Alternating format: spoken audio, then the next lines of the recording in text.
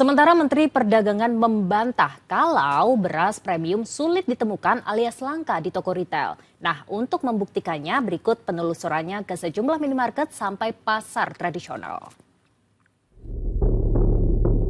Beras itu di retail-retail modern sudah mulai banyak ya. Kemudian SPHP sudah didistribusikan. Ya, jadi sebenarnya kalau kita lihat trennya harganya sudah mulai menurun tadi. Nah, itu tadi statement Menteri Perdagangan Budi Santoso yang memastikan tidak ada lagi kelangkaan beras di retail modern.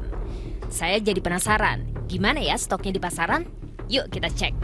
Ada kosong. Beras putih, beras premium. Nggak ada. Oh, kosong. Sempat berkeliling ke sejumlah minimarket di kawasan Kebayoran, Jakarta Selatan, akhirnya saya menemukan beras premium 5 kg di rak etalase.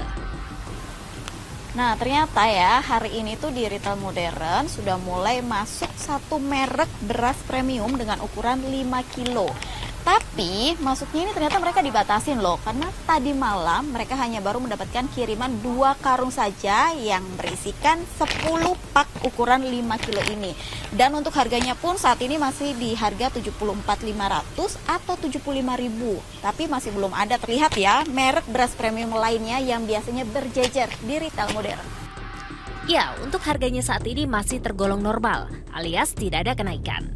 Tapi sepertinya konsumen belum punya banyak pilihan karena baru ada satu jenis merek beras premium yang tersedia.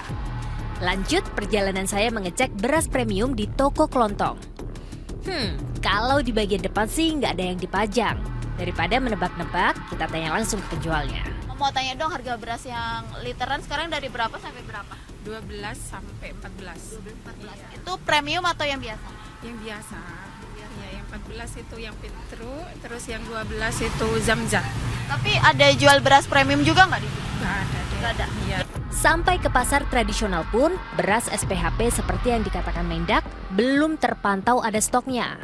Warga pun beralih ke beras kualitas medium atau beras curah yang lebih gampang ditemukan. Nah, saya ini udah keliling ya di salah satu pasar di wilayah Jakarta Barat untuk mencari beras SPHP Bulog atau beras subsidi. Tapi nyatanya belum ada sama sekali di sini. Hanya ada beras kualitas biasa dan kualitas premium. Sementara ini ya penting banget, ternyata nggak cuma di retail modern aja harga beras yang mahal. Di pasar tradisional harga beras pun mengalami kenaikan. Untuk yang premium biasa yang 14 kini dijual 15.000. Biasa pun biasa 12 sekarang 13.000. Jadi naiknya ini membuat masyarakat makin terasa berat banget. Apalagi beras itu salah satu kebutuhan pokok nomor 1 yang tidak bisa digantikan. Dari Jakarta, Tabita Putri Dede Effendi melaporkan. Tuh kan, saya sebagai emak-emak yang belanja ke pasar, cie gitu ya. Valid deh, saya setuju belanja sama ya ke pasar ya? Online sih biasanya.